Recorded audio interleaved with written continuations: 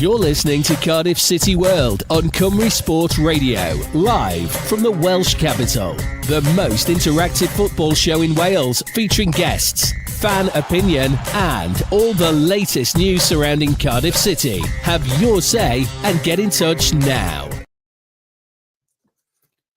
Good evening, ladies and gentlemen. I am Si. This is Cymru Sport, and we're live on Cymru Sport Radio as well as Cardiff City World YouTube channel. And another jam-packed show with top guests, football opinion. We'll have the fan opinion on both Cardiff City and Wales. We'll also be joined by current Ross County manager, former Cardiff City midfielder Don Cowie. Rhodri Giggs joins us in the Welsh Football Hour a little bit later, as well as a host of fan opinion, as I mentioned. It's going to be a fun show, so keep it locked to Cardiff City World and, of course, Cymru Sport Radio. But let's waste no time and jump straight into our first guest. I am delighted to be joined by current Ross County Football Club manager and, of course, former Cardiff City midfielder, Mr. Don Cowie. You're listening to Cymru Sport. Good evening, Don. How are you, my friend? Very well, thank you. Thank you for having me. No, I've been looking forward to having a chat. It's an interesting one because obviously you had a pretty successful time at Cardiff overall. Cardiff not doing so well at the moment. It's been a bit of a painful couple of seasons, I think, to say the least. It's been quite nerve-wracking as well. You know, they've come close to finally maybe not winning the relegation battle over the last few seasons. But let's talk about some slightly more positive times. Your time at Cardiff, you did very well. How did your move to Cardiff come about? Yeah, so I was at Watford playing. I'd been there for 2.5 years. My contract at Watford was coming to an end. I decided I was leaving. I'd played nearly 100 games for Watford, and I felt I was ready for a new challenge. And then I was deciding, what my next move was going to be. And in that period of time, Malky Mackay, who was my current manager at Watford, became the Cardiff manager, and I'd told him that I was leaving Watford, so he was aware of that situation. And I'd obviously played against Cardiff a few times in that period. I knew how big a club it was. I knew how close they were to getting promotion in terms of being in the playoff, and he asked me to join him at Cardiff City, and I was delighted to accept that and face the new challenge ahead. Yes, it's an interesting one, and I've had this conversation with Kev McNaughton and a few others from the squad at the time. On the pitch, it's a very positive period, but obviously you also had the things like the rebrand and stuff off the pitch. Was that difficult for the players to kind of put out of their mind, or was it just kind of almost galvanizing effect where you had the players and the fans? No, I think that was the real strength of the group of players that we had at that time at Cardiff. There was a real togetherness.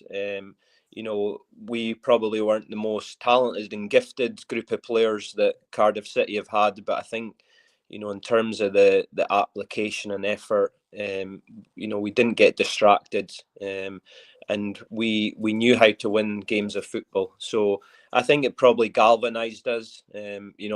Malky's first year, we had a good season. We got to the League Cup final, we got to the playoffs, and then the next season was about, showing progression. And I think we recruited really well that summer. The squad was extremely strong. And I think in that season, memory serves me right, the highest league goal scorer for us was maybe 8 goals. And I think that just showed that it was a real squad effort and everyone was pulling in the same direction to achieve the goal of getting to the Premier League.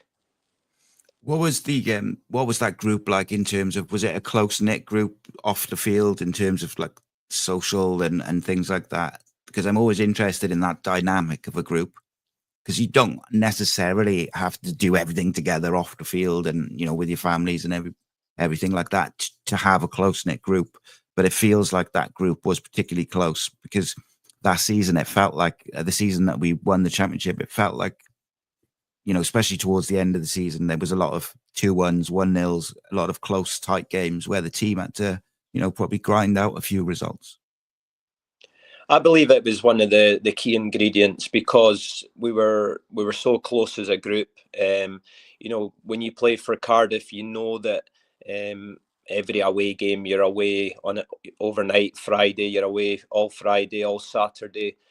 The majority of us had kids and wives and partners, and we knew when we were leaving that them, our partners were close and they were socializing, so we knew they were comfortable in the environment that we were all working in. And I think, when we had time off, we would spend time together. And that bond, was really strong. It's still there to this day. We still speak to each other because, I believe a lot of what was achieved was because of what Malky had created in terms of how strong a bond we had, and that helped us through that season enormously. Yeah, and I think the fans, they had a real affinity with Malky Mackay and that group of players. I just remember it felt like pretty early on in that season, obviously, that you're going to be in the area of sort of promotion conversations. But I just remember around Christmas time that, just getting a couple of victories, the feeling, the emotion and the reaction after those victories, it felt like that relationship with the manager and the fans did cross over with the players as well. It felt like everyone was in it together. Yeah, because the fans, they're so passionate about their football club, and like I say, we weren't, as a group, the most gifted. We had special players within our group that could do, real moments of quality. But I think what the fans could recognise, or they could see a team that was giving everything for their football club, and that's a powerful thing. And I think they appreciated that. And we could find a way to win games of football. And we all know how demanding the championship can be. And it's not always about, how pretty it is to get results. It's about getting the job done. And, those times, especially through the winter months, are really important to get those 3 points. And we did that time and time again. And that gave us the foundation, to go and get the job done at the end of the season. In those high pressure moments, when particularly at the end of the season, like I said, when it's really, the pressure is building with each game. And this is something which the current squad will be dealing with in a big way now. They've got, 8 games left to make sure they stay up. How important is it that there's players within the group who relieve that pressure and relieve that tension, whether it's with a smile and a joke or just the way their personalities are? Yeah, I think it's a time when you've to come together, and I think that's where your own unique personality within the group, you have to stand up and be counted and bring something to the squad. The group right now are going through a challenging period, like you say, with 8 games to go. They're in a situation they don't want to be in. But now's the time to, step up. It doesn't matter how the results come. It's about, getting those results. And it's about each individual playing their part, to make that happen. And I'm sure if they do that, they'll get the results that they need. Who were the personalities within your group under Malky that would have relieved the tension a little bit at different moments? Well, I think it was just that, everyone was very comfortable with each other within the group. So, we had Mark Hudson, who was the captain, who was the leader. He was always making sure that everyone was comfortable and happy with the environment that they were in, and, cajoling everyone along. And then it was about everyone just following in behind that and, taking each other along on the ride that we were on. We had special players, and unfortunately he's no longer with us, and Peter Whittingham, who could come up with a bit of magic. We had the experience of Craig Bellamy, and then we had Hyder Helgeson and Tommy Smith, people like that who'd done the job before in terms of getting out of the championship. So, when you put that all together with the core that was there from the previous season. It made us a really strong unit, and it was just about us all helping each other to, like I say, achieve the goal that we wanted to get to the Premier League. And what was it like when you finally get over the line? You know, you win the championship. You go into the Premier League the following season. Was it a sense of relief, or was there proper celebrations and proper? I know you celebrated, but was it more of a sense of relief, or was it excitement and a bit of anticipation for what's to come? You're going through a number of emotions because it's a marathon, isn't it? The championship, the 46 game season, it's really demanding. More often than not, you play Saturday, Tuesday, so to go through the season and come out as the winners, as champion, it's a really proud moment for us as a group of players. To achieve that for such a big club at Cardiff City, who dreamed of getting into the Premier League. So to be part of that was really special. So yeah, we celebrated it as a group, as we deserve to do that.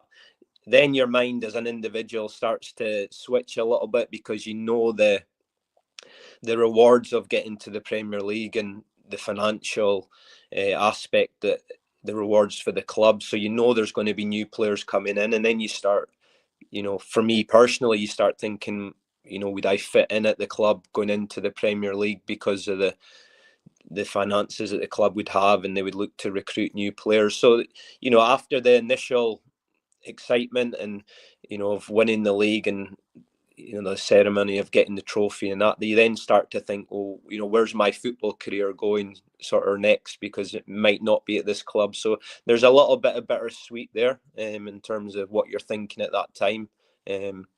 But thankfully for me personally, I was, I managed to be part of the group going forward into the Premier League. I could put you on the spot a little bit, so feel free to, dodge the question. But I just wondered if there was a little bit of disappointment for you and within the group, specifically for you, having come in under Malky, that Malky didn't get an opportunity to finish that season in the Premier League, because Cardiff hadn't been in the relegation zone, while under Malky Mackay. Was there a bit of a sense of disappointment when he wasn't able to see that season through and try and stay up in the Premier League? Yeah, for what Malky had achieved the previous two seasons, and like you say, we'd never been in the bottom three while he was manager in the Premier League. So he was doing a really good job. We were competing really well in the Premier League. Without we were still in and around just above the relegation zone, but we were holding our own and competing. So I think we were obviously as a group disappointed when he left the club. We were well aware of in terms of what was happening, that when he did eventually leave the club. And naturally what happens when the manager leaves, and the timing of it, I think it was in sort of December time, so we had a transfer window coming up, and then Ollie Gunnar came in to be manager, and the natural next step is he wants his own players to come in. So then that becomes a real challenge, and it becomes difficult, because a new sort of group of players come in and they're added to the existing group, and maybe a different style of play. And it became a challenge in the second half of the season. And unfortunately that, resulted in us getting relegated from the Premier League. Yeah, of course. No. So before we touch on what you're up to now, I would just like to, how should we put it? If you could let me know your favorite moment during your time at Cardiff City, but exclude the, winning the championship. Maybe a goal, maybe a moment, a game, anything where you instantly sort of think back to it and think of it fondly. Yeah, I think it's an easy one for me, and mainly because I seem to see it every sort of month. It's on Sky Sports, the rerun, but being part of the team that played in the cup final against Liverpool, and taking them, or us getting so close to lifting that trophy and taking them to penalties is a game I'll always remember. You know, it probably epitomised everything about that group of players. You know, just leaving everything on the pitch for 120 minutes and bringing, you know, a prestigious club like Liverpool all the way to penalties. And obviously the one disappointment is, you know, coming up short in terms of losing the shootout, but it was a fantastic occasion, and it was a fantastic run for us to get there, you know, to that moment in the final. So that was probably my favourite moment. Yeah, I mean, that day was so special. It was just an incredible game because, let's be honest, you know, as fans, you go into Wembley, you're playing Liverpool, you're probably deep down not really expecting, you know, to get a result. You're just hoping that something special can happen. And of course, little Joe Mason gets that goal quite early on, and that gives you that hope and that belief. Liverpool get it back to 2-1, and I got interviewed the other week and asked what was my favourite goal as a Cardiff fan, and I said the Ben Turner equaliser because I thought I was going to have a heart attack at that point. It was unreal feeling. My wife literally, I was like telling me to calm down because it was just such a sensational moment. And Cardiff were full value for that equaliser as well, in fairness. And obviously Kenny Miller gets that chance just after as well, where you know, different universe, could have won it 3-2. Just lastly on that, Don, what is it like with the penalty shootout? You know, Anthony Gerrard took a lot of stick afterwards because of his, you know, his links to Stephen and things like that, mainly from the media, but from fans as well. Did the players get around each other? And because it was such a tremendous achievement to perform to that level against that Liverpool side. So I would have thought, you know, it would be something to be proud of, but obviously in the moment it's painful. Yeah, I think you know, anytime you lose a game on penalties is painful, but to do it in a National Cup final in Wembley, 80,000 fans against, like I say, a team like Liverpool, we were obviously all, you know, gutted at the time, but very proud of the group in terms of the performance that they put in.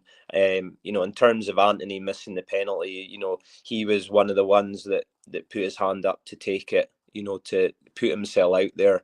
You know, so great credit goes to him for that. We all know, you know, plenty of people have missed penalties in their career, and it can happen. Unfortunately, he was the one that missed the last one, and his connection with his cousin and the opposing team made it, you know, a headline or a story. But, you know, it's nothing that, you know, us as a group or as a team, you know, even thought about in terms of that. He was one of the ones that wanted to take it. So it's part of football. You know, unfortunately, we came the wrong side of it that day, but it doesn't diminish how proud we, you know, excuse me, we felt on the occasion.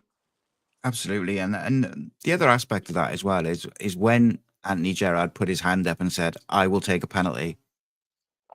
You know, he knew, you know, he knows that there's going to be headlines if he misses it and things like that. And I just think it shows tremendous amount of mental strength and bottle to put your hand up for it, because players over the years, there's players who never take a penalty because they don't like it. So I experienced a penalty shootout recently for my son's team, which is under 16s grassroots, and that was stressful enough. So we won't be looking for. We got another cup game on Saturday, so I'm not looking forward to that if we have to go through penalties again. But Don, you're the boss man now at Ross County, a club which you've got links with. Do you take, and did you always think you were going to be a manager? Was that like in the plans from early on? Not really, to be honest. I think, you know, I'm someone who left school at 16 to become a footballer, so it's all I know. You know, it's been a huge part of my life, and I think it was probably early 30s. You know, I was getting to that stage where I knew that my football career would come to an end at some point, and I could only really see myself staying in football. You know, I'd given so much to it, I'd experienced so much within it, and I thought, I wasn't sure at that time, did I see myself being a coach, or was it another role within football? And what happened was myself, Andrew Taylor and Mark Hudson, two ex-Cardiff players as well, we went and did our coaching badge together, our B licence. We did it at Newport, and it was in the off season. And I think the three of us weren't too sure where we were going in terms of, you know, what avenue we were going to go to after football. But we thought by going as a group, the three of us, we had that support network, and you're going to be out of your comfort zone as a coach, because, you know, none of the three of us had done any coaching at that point, really. And probably that was the first taste of it. And I realised that, you know, I wanted to take it further. And then I joined Hearts near the end of my career in Scotland, and there was a lot of young players playing for Hearts at the time. And I just felt when I was playing and around them all the time, you know, on a daily basis, I felt like I was coaching them, even though I was playing with them at the same time. And I think that gave me the real appetite to, you know, focus on my coaching a lot more. And then when I came to Ross County to finish my playing career, I was playing and I was actually taking the under 18s at the same time. So I was starting to go through that transition, that I knew the time was coming to an end of my playing. That was the first steps in terms of taking a team, and then it's just sort of progressed since there, really. Indeed. Did you have Eli King on loan from Cardiff last year? Was it last year, I think? Yes, we did. We had Eli, and you know, I was assistant manager when Eli first came into the club, and then in February I became interim manager for the last 3 months of the season, and Eli did outstandingly well for us as a club. You know, we finished in the playoff last year, and for us to come through that two-legged playoff, Eli was a huge part of that, and gave a big contribution. You know, so always keep an eye on him. You know, since then I know that he's now on loan at Stevenage, and wishing him the very best for his future, because I believe he's got a big one ahead of him. So, Don, round us off to finish. How's the season been going, and where are we looking towards the end of the season in terms of targets and hopes? Yeah, so I was made permanent manager in the summer, and the last, you know, the two previous seasons at Ross County, we've finished 11th and been in that playoff spot. And I've, you know, since the start of the season, it was to try and progress and get better and improve on what we've done previously. We've got 8 games remaining. We've matched our total for the whole of last season in terms of the points that we're on right now. So we've got 8 games to play, a real opportunity to add to that points that we're on right now. We sit 9th in the table, really competitive league, but I've got a lot of belief in the group that we've got, that we can add to what we've done so far, and really, you know, show progression this year. With obviously you've got your Celtic, your Rangers, Aberdeen, etc. It's obviously a bit of a difficult, difficult sort of thing to navigate for the rest of the teams in the league, with finances, resources, etc. Is that loan market and academy players a big part of kind of how you deal with those challenges? Yeah, it's a big part of our football club. We use the loan market, like we've just spoken about with Eli coming last season, and we've done the same again this year in terms of taking players from England, because I think it's a great opportunity for, you know, the younger players in England who are maybe not quite getting the appearances and minutes that they would like at their parent club, and we can give them that platform, you know, in a very competitive league, like you say, playing against Celtic and Rangers in front of 50,000-60,000 fans. So it's a great experience for them, and that's a big selling point for us. yes, we want the nucleus of our club being our own players and homegrown players, but at the same time, we recognise the importance of adding to that with loan players, and it's something that we'll continue to use. Indeed. Don, thank you so much for giving me your time this evening, and I've really enjoyed it. And I could literally sit here and talk for another hour or so talking about your time at Cardiff and your career, but we'll allow you to go this evening for now. Thank you so much for your time. I really appreciate it. Before you go, I just wanted to show you a couple of the messages which some Cardiff fans have put in. Phil Jones said, "I'd like to thank Don for his super efforts in midfield. He was brilliant, I thought personally. I hope he's enjoying his time now. Thank you, Don." And Dan there says, "My favourite player for Cardiff when he played had my Cowie number 8 shirt." And then to finish you off, give you a bit of an ego, I suppose, as well. Rob says, "Don doesn't look like he's aged a day. Fair play. Whatever he's doing now is working for him." So, yeah, very, very popular, my friend. Down here. No, it's been a pleasure, mate. Thank you so much for joining me. Thank you for your time. And best of luck for the rest of the season. No problem. And very best of luck to the Bluebirds for the rest of their season as well. Indeed, fingers crossed. We'll be talking all about the relegation battle next, so keep it tuned in. You're listening to Cardiff City World on Cymru Sport Radio, live from the Welsh capital. The most interactive football show in Wales, featuring guests, fan opinion, and all the latest news surrounding Cardiff City. Have your say and get in touch now. Welcome back, and thank you so much to Don Cowie for joining me this evening. That was a real pleasure. I really, really enjoyed chatting to Don. That was a fun one, I got to say. That was a privilege, and always, it's always interesting as well talking to players who are currently still in the game. Don Cowie is a manager at Ross County. Ross County are doing very well considering the finances and the resources, the things that they've got to deal with and navigate up in Scotland. So he's doing a tremendous job, and I hope that he goes from strength to strength, and maybe one day he gets an opportunity in the in the English pyramid if that's what he wants, or a job higher up the Scottish pyramid, because these future managers, the new managers, the new generation of managers is what it's all about. Obviously, we'll be getting the fan view in just a few minutes with Rhys, but before that, let's ask you a couple of conversation starters, a couple of questions.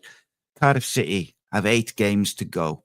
How many wins do you think they need out of those 8? What's the minimum amount of wins that they need to make sure that they stay up? It's going to be really, really interesting. There's games on paper which you think, they're winnable. There's games on paper which you think may be difficult. But it's really interesting because I had a conversation with someone yesterday, actually, that we put so much pressure as fans and media and things like this on those must-win games, the Lutons, the Plymouths, these games that are the teams around you. And of course, they must win. They are must win. They're big, huge games which make a big difference because they can open up a bit of a gap. But equally, the Championship is such a bizarre league. It's such a strange league that what can end up happening is, you struggle in those high-pressure games because of the pressure, because of it's a bit of a melting pot. And then as things develop, actually, you go and beat a playoff team or you beat a team higher up the league. It's really interesting. Birmingham City went down with 50 points, as Graham said. So I don't think there's a magic number anymore. You look at the form of Derby County, they've won 3 on the bounce. Cardiff have just got to find a way to win. I thought the Blackburn performance was really, really encouraging. I thought the way they defended against Hull City was the kind of template as well with what they should be looking to do in terms of pretty sort of mid to low block and make themselves very compact and difficult to play against. But they also, what they did in that Hull City game was when the crosses came in the box, they were very aggressive in trying to win those headers and get the blocks. And we had a bit of a makeshift centre-back pairing in Harry NG and Will Fish at the time. And they did a tremendous job. And actually, it was the games after that where we struggled a little bit in the midfield, in the defensive areas. If you go back to the Burnley game, we gifted Burnley 2 goals in the first half by not being aggressive in the box. And I've never seen such ball watching, if I'm honest, for the one goal. But then equally, second half, Cardiff are excellent against Burnley and probably deserve at least a draw, if not maybe more. So it's going to be a very difficult finish to the season, but I don't think it's impossible. I think Cardiff have some winnable games. So let's get the fan opinion, which is what we're all about. And we're going to be joined now by Rhys from the 1927 podcast on Saturday for all your match reaction on a Saturday. That's the place to be, the people to see. Welcome, my friend. How are you? Not bad, how's things? Very good, my friend. Very good. We had Sir Don Cowie on just now, which was a bit of a privilege and a pleasure. It was very enjoyable chatting to him. Got any memories of Don, mate? Absolute machine when he's the modern day Gavin Ray for me is, but technically a bit better. So great engine, up and down the pitch, ball winning midfielder. I think it was a free from Watford as well. I mean, what a signing! Again, that summer was some of the players we brought in, just pivotal part, and another leader we had. Yeah, I think because of the rebrand and all the negative stuff which goes with it, sometimes that squad gets overlooked for some of the players that it had in it. It had a real good mix of, real quality, top class like Bellamy and people like that, Peter Whitnam. But then it also had the experience of Helgeson, Hudson, and like you say, Don Cowie was just a machine. He was just never seemed to tire, never seemed to, be like under the weather or need a break. He just like almost Bruno Fernandes, like in terms of his availability, just constantly available, constantly fit, and quality player as well, mate. It's, Cardiff got 8 big games. Are you confident? Like, where's your head at with it at the moment and your heart? Do you feel like Cardiff will stay up this year, or are you worried? I'm confident we stay up. I just think, I don't know what it is. The players are lacking something. I think it's a mentality thing more than anything. We've seen against Blackburn. We pressed high. We won the ball back. We looked really good with the ball. We get a goal, and then we panic. We sit back, invite pressure, then have time and space in the ball and concede. And then the second half, we come out guns blazing, pressing again, and we get another goal. And then we revert back to type. It's got to be a mentality thing rather than a tactical thing. I think on the attack, when things are working, I think Rhys's football looks really good. I think if we can keep that going for 90 minutes, we can be a deadly side. I think we put a few sides to sword as well. We got Stoke coming up. It's a massive 6-pointer. But again, I just think mentally the players seem a bit weak. And it's a bit harsh to say, but how often do you see a player switching off or just dropping back, reverting to the old formula thing we used to do? So, but yeah, I'm confident we can stay up.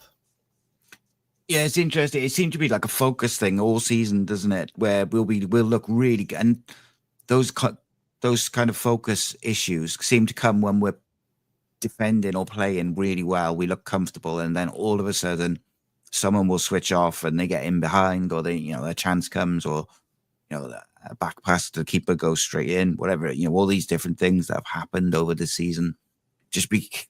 It's frustrating because it undoes a lot of the good work that's been done.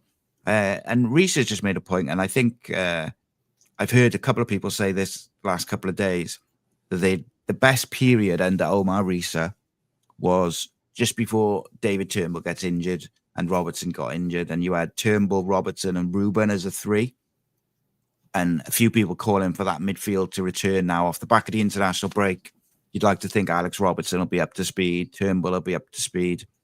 Ruben's had a bit of a rest. Is that a midfield you'd like? Because it seems, whilst not, on one hand, I'm like, yeah, well, that's been our best period under Omar Risa. But on the other hand, Mansverk and Chambers have been absolutely, excellent, in fairness to both of them individually and probably together. So it'll be interesting what midfield he goes with, mate. I think at home it should be Turnbull, Robertson and Ruben. You want to attack inside the home. You want to win. You want to get the fans on side. Away from home, every point's massive, so it will be more defensive, I think.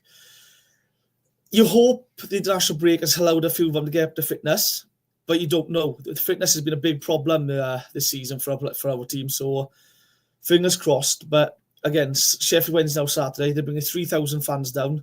They're going to be loud. We've got to shut them up early, get an early goal, don't sit in deep after scoring, keep it going, because like I said earlier, the amount of times we sit in after scoring and concede, it's too much. Like it's the last few games now, it's nervous time now, so it's the business end of the season. We've got to start putting teams to sword now.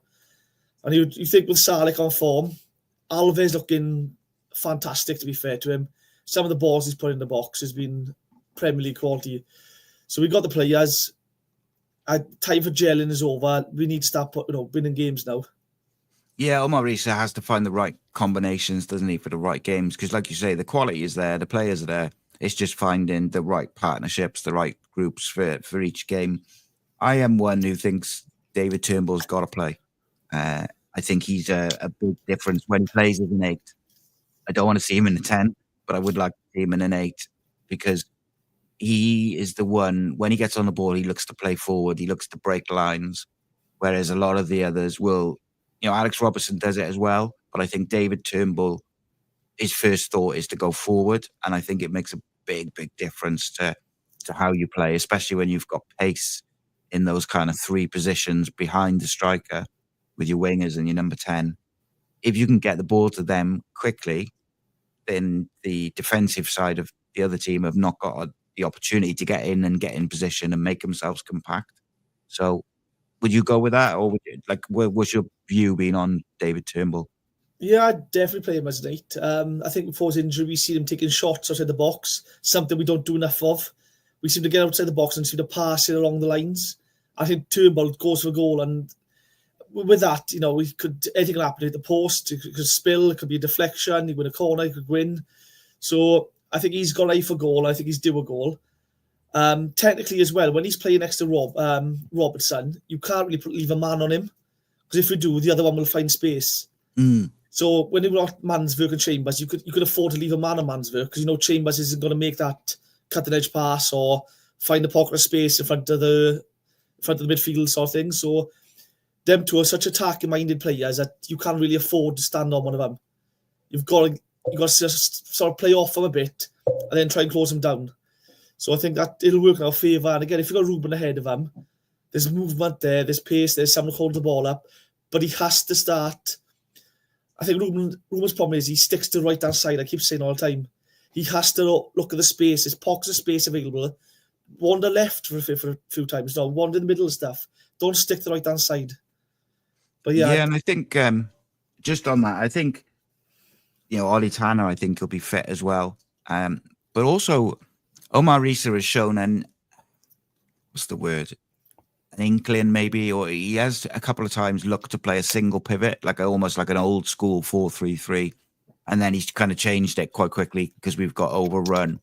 But I think against certain teams, a kind of old school 4-3-3 with a Chambers or a Mansverk at the base of it, with Robertson and Turnbull as the sort of just up and down, a bit like what Bellamy does at home for Wales. I think that could work, but it's got to be in the right game and the right situation, because too many times this season we've been overrun in midfield by one pass. We've seen one pass and teams just seem to be sort of almost 4 against 4 at the back. With them, regards to the wide areas, mate, who would you like to see be, if Tanner's fit? You've got Isaac Davis, you've got Alves, as you say, you've got El Ghazi, you've got Ashford, who I think has been very unlucky to not be in the side recently. There's a lot of wide players who I look at and I think I could make an argument for almost all of them to be starting. Alves has to start the left for me, I think. I think he's shown he's got Premier League quality. He's a cut above the rest. And that's no disrespect to the others, but you see some of the balls he puts in the box, the little pockets of positions he picks up, taking on his man, I think he looks quality. Right down side, I wouldn't know where to start. I mean, you got Ashford, I think, who's direct. He's fearless. Isaac Davis is coming back. You've still got to manage his fitness because he's quite injury prone for me. So I wouldn't really start him. But again, it's a great option to have coming off after 60 minutes. Fresh legs running a tight defence. And with the pace he's got. Tanner, again, he could come on for the last 20 minutes if he's fit on the left-hand side, maybe for Alves. Depends how he's doing in the game. But it's just a good problem to have now, isn't it, really? With all these injury players coming back now. We got a strong 11 now. We'll have a strong bench as well, which is something we've not really had all season. Yeah, Darland coming back as well. I think for me, I would like to see us at home, this Saturday, for instance, I'd like to see us go with Chambers or Mansverk, one or the other. And then, put a Turnbull in alongside him or Robertson with Ruben in the 10, two nice high wingers, Alves on the left. I'd go with Ashford on the right because the thing I like about Keane is he does the defensive. He does real good defensive work as well. So I think he'll be very direct and attacking in possession, but he also will drop in and help out the fullbacks. So, yeah, it'd be interesting. I agree with you with Isaac. You've got to manage his fitness, but I think if you can have Keane for an hour and then bring on Davis, and you can have Alves for an hour and then bring on Tanner, I think that's real good options. And they all four of those work up and down defensively as well. So I think in this period now where we've got 8 cup finals essentially, I think you've got to play a combination of those four because El Ghazi, we know the quality he does possess. We haven't been able to see it on a consistent basis this year. And then is he as committed to the defensive side as some of the others? Probably not. And obviously O'Dowda is a bit of a tricky one because I think most of us don't want to see him at left back, but I kind of would rather see Alves on the left wing now. So that's become a bit of a talking point as well. What would your back four be for Saturday, mate? Well, before we get sorry about that, but we talk about Isaac Davis, and depending on the game, we could be winning 1 or 2 nil against Sheffield Wednesday. They might push their back line further up the field. Isaac Davis would be perfect for the number 9 slot at that point then. Yeah. Get in and over, right. So he could come on in the middle as well instead of Robinson. So you could always play like that. Back line, Will Fisher's got to start for me. He's got to start. I don't know what's happened to Gutas. He looks well off it.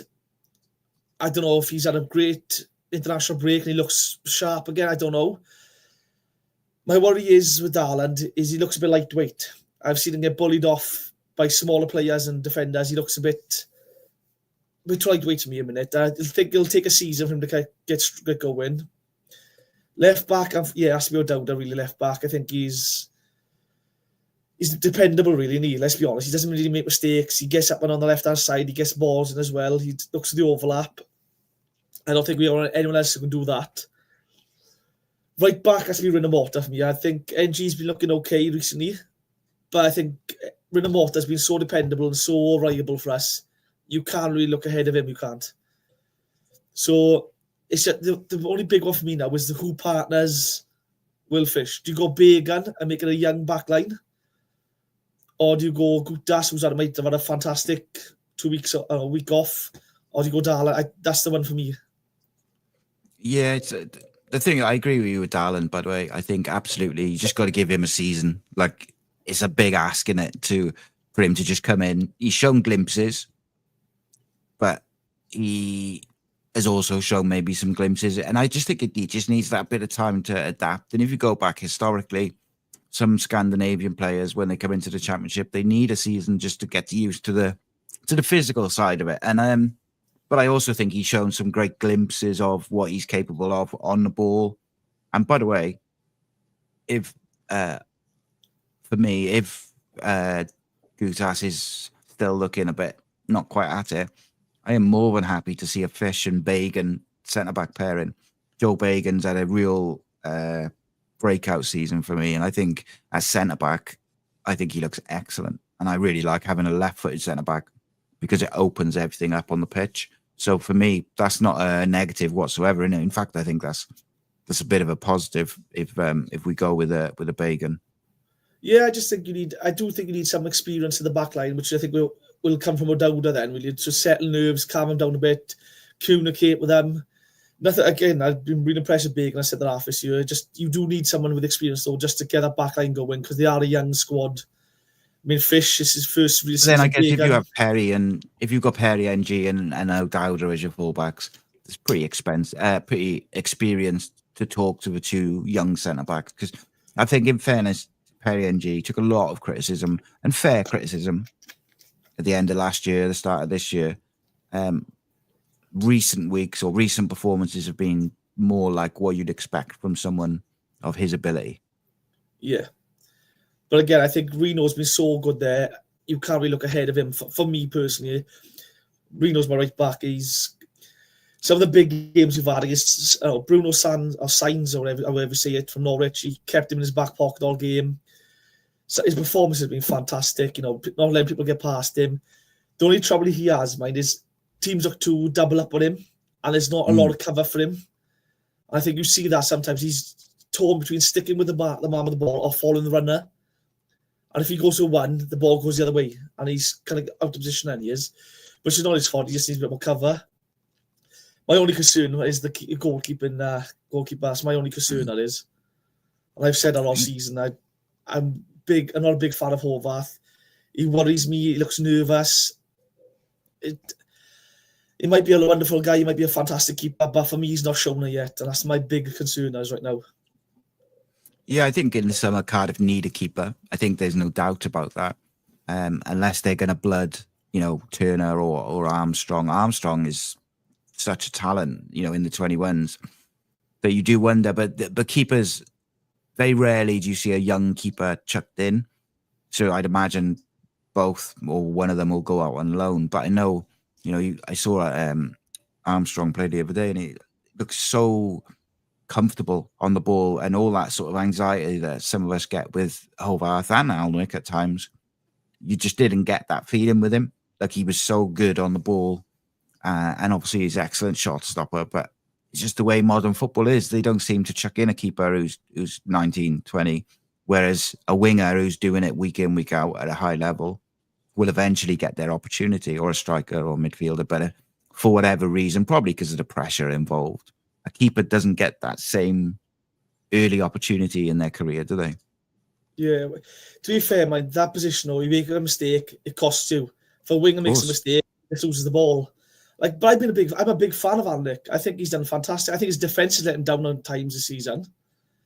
I think with a solid defence in front of him, or a defence that performs, we're not really questioning Alnwick. We're just thinking he's always. Yeah, I'm not convinced by either keeper, mate. To be honest, I would get a keeper in big time. It might be the fact we've had likes of Allsop, Runnerson, Horvath. To me, Alnwick is a cut above all three of them for me. But I do agree we need to get another number one in summer to push likes of Alnwick as well, and for the future, because I just don't think Horvath has got it. And again, I only pick on him. He's just not shown it for me. I think he looks so ropey on the ball. For some reason, he insists on having this defender pass it to him for him to pass it back to lump it forward. Just lump it long. I don't understand what he does. It's just frustrating to watch. It can't be a tactical thing, because we see Alnwick, he pops it to the wingers or he tries launching it forward. So it can't be a tactical thing. Yeah, it's an interesting one. I think Rinomoto, just going back to that, I thought he looked really mentally tired going into around the sort of Hull Villa games. Just looked like someone who'd played a lot of football and needed a bit of a break. I do like him. I think he's up there for Player of the Year. In fact, I think he's been so consistent.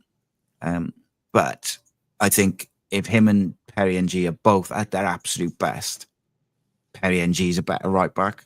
But we haven't seen Perry Ng at his absolute best enough. And I think the problem, I guess, is if you've got two players and one is very, very good on their day, but you're not quite sure which version of them is going to turn up, and one is a 7 out of 10 every week, dependable, you're probably going to go with the one you can depend on in a relegation battle. But however, should I say, Rinomoto played twice in the international break, and he travelled for Zimbabwe. So whether that would come into it, I mean, that's probably a fair bit of travelling. So maybe that could be a reason why he's on the bench. It's an interesting one. I think, for me, there's a couple of players who've got to start. Salic got to start. Will Fish, you mentioned earlier, got to start. I don't think Bacon's far off being in that kind of should be starting sort of group. I think for the home game now, I would like to see Chambers or Mansberg. I'll be a little bit disappointed if we set up with the two of them in a double pivot, because I think it's a bit defensive. But then I also think if you put a 2 defensive double pivot, but then you have like Ruben, Alves, Ashford, Salic or whatever, and you just give them free reign and you kind of just keep it solid at the back, that can work. But just from a purely sort of psychological point of view before the game, when the lineups come out, I think I'll be a bit disappointed if I'm in the stadium and it's those two. And it's nothing against those two in particular. It's just I want to see Cardiff City be aggressive and go and win football matches, not sit in, let the opponent settle, and then sort of progress through the game and then try and win it late on. I wanted to see us go and get hold of a game because I think this team is good enough to be aggressive from the off and then go and win the football match, beat Sheffield Wednesday, and then make some subs because everyone's putting it because we've started so quickly. If you like, make some subs at the hour mark if you need to, but go and win the football match is what I would like to see from Cardiff. Yeah, I think Mansfield is a fantastic ball carrier, mind. I think the ball is feed is brilliant. But if you do play him and Chambers, for me, I think Sheffield Wednesday have a few players that can hurt us. So you have to have Chambers be more of a deeper 6 and just shield the back 4. Don't get too forward. Mansfield, you can have him at more advanced number 8, get forward a bit more and support the likes of number 10 if that's Ruben or Robertson and offer something in the middle. But like you said, though, I'd prefer to see more attacking side. Yeah. I think they'll put whoever's in the 10, Robertson or Ruben or whoever. I would imagine it'll be one of those two rather than Robinson, simply because I think they'll ask the number 10 to do a bit of a job on Barry Bannon. Ruben did it really well last year. What was the game on Jake Livermore where he had been in real good form coming into the Cardiff game, and they put Ruben on him in a defensive way. So out of possession, he was all over him and didn't give him any time, and he did an excellent job of that. So, but you could imagine, Robertson can do that job also. So I think if you can stop Barry Bannon from getting hold of the ball and dictating the game, I think that is a big part of stopping how they play, at least their patterns of play and the way they like to, set up and work positions. Yeah, he dictates everything. Everything that goes through them goes through him. So it's one of those, can you afford to keep a man on him though? That's the only thing, because if you do, others will find space, and that's the problem. I mean, he's not got the pace and the legs to run around for 90 minutes. He'll just sit deep. He'll drop deeper and deeper to pick the ball up. That's okay, if you do that. You allow him to get deeper and deeper, because then all of a sudden, the rest of the side has to go deeper to get the ball off him. So we can push up with the press, I think. So I'm okay with that. I think you've got to watch players like Patterson, because we all love Pato at Cardiff. But he's someone who will put himself about. He will chase down everything. He will try and win every header. He will try and wind you up. If he's playing the 10, he'll be out on the wing 1 point. He'll be dropping to 8.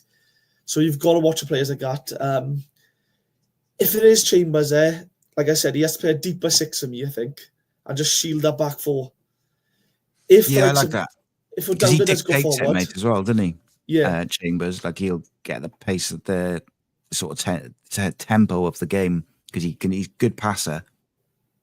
What were you going to say about O'Dowd? Sorry, mate. As I say, if he pushes forward, then like the Chambers has to drop deeper in to cover the line, because they will try and hit us over the top of that. So we just got to be very careful. But I think we got enough about us. I think we've got a better side on paper. We should go and win this game, and we're home. Get the place rocking. Yeah, I hope so, mate. I hope that there's a real good crowd with Saturday, because, like you said, Sheffield Wednesday will bring a good group with them. And I think ultimately Cardiff fans have to, we got to do our bit, and we got to get down there, and you got to get behind the team. And it could be, there's going to be a lot of nervy moments between now and the end of the season. A lot of nervy games, a lot of ups, a lot of downs. It's going to be back and forth constantly.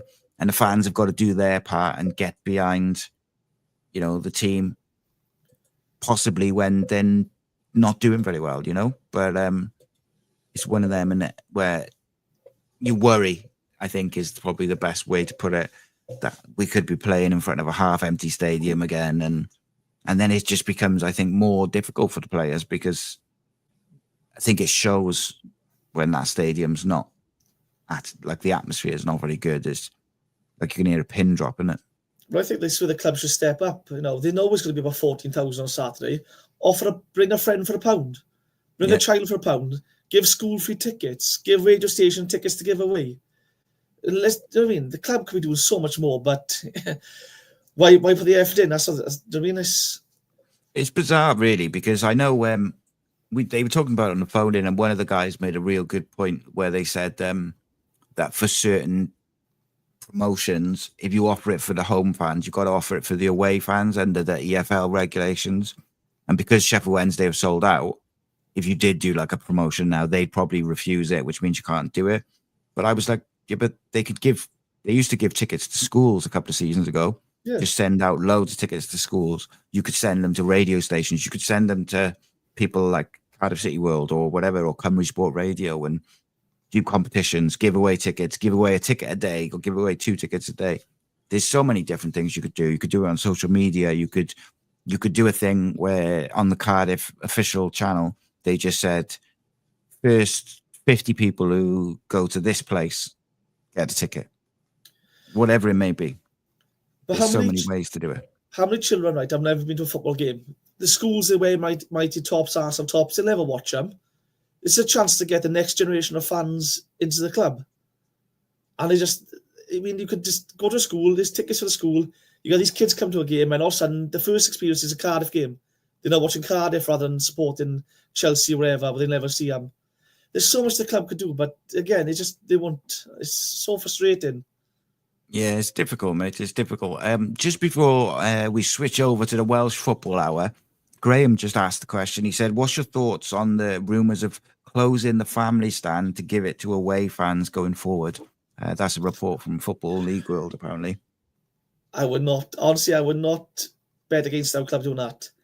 Why not? Do you know what, though? I don't think it's the worst idea on paper. I completely do. First of all, imagine we play Leeds now. Leeds bring out the entire family stand. Like, what's that? 7,000 to 8,000 fans.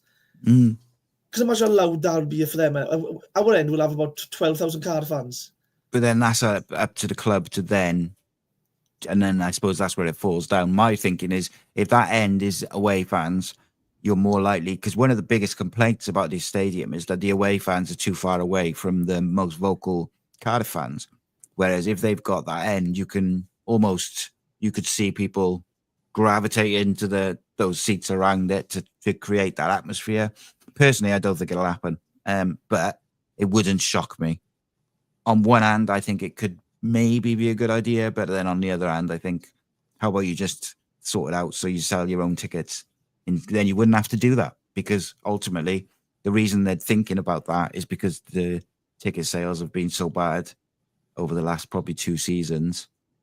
So maybe do something about that instead, rather than giving away fans the whole side of the stadium. Yeah, it's crazy. It's a big 8 games, mate. Give us a quick prediction for Saturday. 2-0 Cardiff. Shout.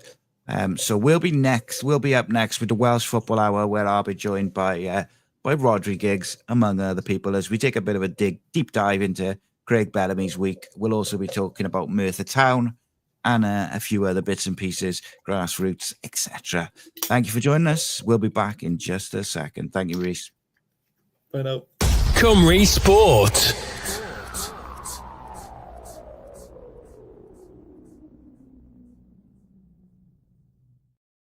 It's 8 o'clock. It's Wednesday. That can only mean one thing. It is the Welsh Football Hour on Cymru Sport Radio and Cardiff City World. And it's been a very, very busy week for not only Craig Bellamy, but also the Welsh team, travelling fans, etc. Been very up and down, full of drama last night. Felt like the world was falling apart at one point, but only to get an equaliser with the last kick of the game. Missed opportunities, different interesting substitutions, lots to discuss. So please do get your opinions, your comments in. We'll be joined by Rhodri Giggs in just a second. But I think, look, Craig Bellamy still unbeaten in 8 games now. He's doing a great job. I think for a manager in his first job, he's particularly doing a real good job. I think it's fascinating to watch him tactically. Like, he's got a home system, he's got an away system. He likes to change up the players. I said on the Wales podcast that we do yesterday, I thought he got it wrong not playing David Brooks in the 10, although I don't have a problem with Broadhead, really. But then on the other hand, I thought he addressed some of the glaring issues from Saturday. So Saturday, I think Cullen was a bit of an issue in possession, as was Connor Roberts. They kept losing the ball and maybe technically not quick enough to play in the way that Wales were playing and the pace that Wales were playing at when they got going. Although one of the criticisms was that we didn't move the ball quick enough, but when they did move the ball quickly, it was very, very good. And they maybe just, it broke down a little with them. So I thought he did a good job of addressing that then on Saturday. You know, move Ben Davies to left back, although I prefer Ben in centre back. I think he did address those kind of issues. I wasn't too disheartened by the team. I would have liked to have seen David Brooks in there with no Harry Wilson. I felt David Brooks was really necessary. But apart from that, I thought it was a decent enough lineup. A little bit surprised to see Brennan through the middle again, because I feel like Brennan Johnson at this point in his career is better playing off the left or the right. So it's fascinating, absolutely fascinating to be honest with you. I really enjoy watching Wales under Craig Bellamy, and I think that's the overall feeling. Is yes, the result is disappointing, and yes, Wales should have won yesterday. You know, those missed opportunities are definitely a problem, but also they also played some real good football, and if they take their chances, they win comfortably. North Macedonia away is a notoriously tricky game. They're unbeaten in 7, I think it was, themselves. So it was never going to be just an easy walkover. And I thought Craig Bellamy's Wales team did very well in both games. The Kazakhstan game on Saturday was always going to be difficult. They were always just going to sit in 11 men behind the ball, no press, no interest in pressing at all either. So it was very much kind of get yourself, you've got to make it happen. You've got to move the ball. And we just needed to move the ball a little bit quicker. So that was a bit frustrating. But other than that, I thought Wales were real good yesterday. They just didn't take their chances. But I am delighted to be joined, making his debut on Cymru Sport Radio. I'm going to be joined by Mr. Rhodri Giggs in just a second. You're listening to Cymru Sport. So joining me is former Welsh League player and, of course, a good friend of mine, Mr. Rhodri Giggs. How are you, mate? Can't hear you. No sound at all there for Rhodri. Zero sound, in fact. Not even a little bit of feedback. So while Rhodri gets that sorted, we Craig Bellamy, he's got this home set up with a single pivot. I thought he got it right, the team selection on Saturday. Just a couple of players just struggled with it a little bit. However, on the other hand of it, yesterday I thought it was good. I thought Daniel James is still Daniel James ultimately. Does everything right. Excellent. Electric speed. Good on the ball. Isolates the fullback. Beats him. And then final ball or final decision. Just not great. And it's really frustrating because he's got all the tools, but it's the same kind of issue with him. So Saturday, he made 12 crosses and only one found their mark. Let's give this another go with Rhodri. How are you, mate? You okay? Yeah, is that good? There we go. All good, mate. So yeah, we're just kind of talking over the Wales games, mate, from the Saturday and Tuesday. What did you make of the overall performances from the Welsh team? Yeah, very good. Very good. Been very impressed. Even yesterday. It was a travesty to go 1-0 down, to be honest. But even then, with 3-4 minutes to go. Oh, your microphone's all fuzzy and off again. You right, man? No, I can't hear you. Rhodri's having issues with his audio. We'll get him back in just a second. Yeah, I thought Wales were real good yesterday against North Macedonia, and it is a tricky game. On another day, I think they're 2 or 3 up with going into those last few minutes. The problem is when you do miss your chances, you invite pressure in that final 10 minutes. What I thought North Macedonia did particularly well is they broke up play. So in the second half, every time Wales got a bit of momentum, North Macedonia would go down with an injury, or they would slow the play down, and it would just kind of break it up a little bit. And you could see that their plan was just end to end all game, end to end. But every time Wales got a foot in the game, they just broke it up. Someone went down, drink, whatever. And then 10 minutes to go, there was a clear commitment of more players forward from the North Macedonian players. And they really were bang at it, and they were committing those players forward. And it's frustrating. So Joe Allen obviously takes the flak, takes the blame, doesn't he? Unfortunately, been a tremendous servant to Welsh football, and it's one of those moments. Right there, mate. How are we going now? There we go. That's better. So you were saying you were quite impressed with Wales, right? Yeah, the way they went 1-0 down with injury time, basically, with 3 or 4 minutes to go to regroup and to look dangerous and then score. It's really impressive, and they're very difficult, them away games. People say North Macedonia or Liechtenstein or wherever, they're always difficult. The pitches, the hostility, but it's the way they played. Well deserved. Unlucky really to come away with 6 points, but you're not going to grumble with a win and drawing away. That's North Macedonia. As long as you win your home games, then you're set. And Belgium have got to come in. We've got to play them home and away as well, so they'll take points from teams. So, but no, it's very impressive and very impressive. Since you had that night at the Cons Club, mate, Splott, I've been very impressed with him. The way he spoke, the way the team have played, they've hit the ground running. He's been very clear in what he wants. He's brought young players in. He's brought players in that have not been picked before. They're coming seamlessly. So very good work by the manager and the coaching staff, and it looks really good.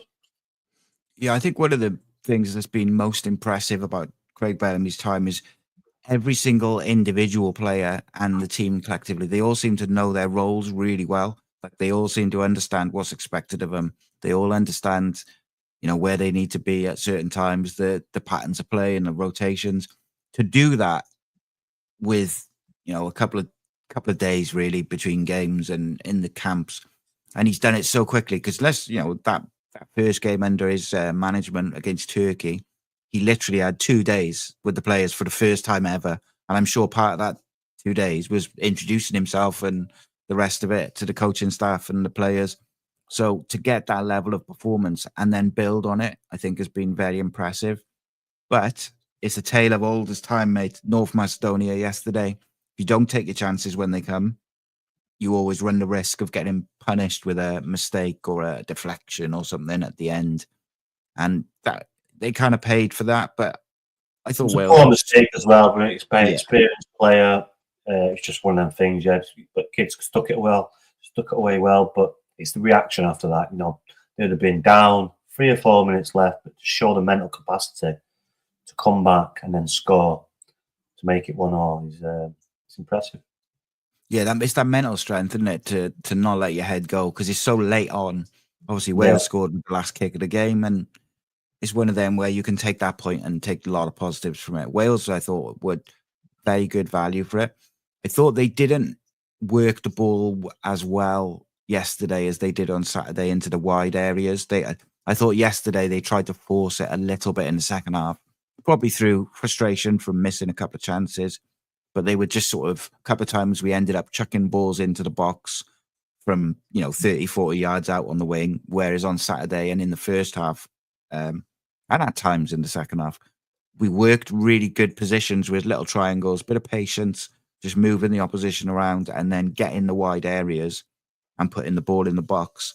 And then, at the end there, we put a good ball in to keep him all, and he does what he does. He wins headers, and Wales get the goal. So yeah, it was good, mate. End-to-end game, wasn't it? For like, you think back to under Robert Page, would not have had that type of open game, I don't think.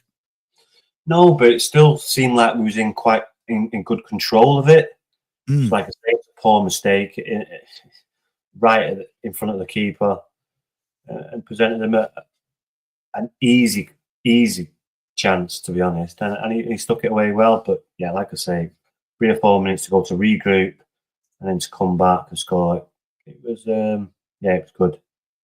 I thought Nico Williams and Jordan James over the 2 games just looked a level above everyone on both teams in both games.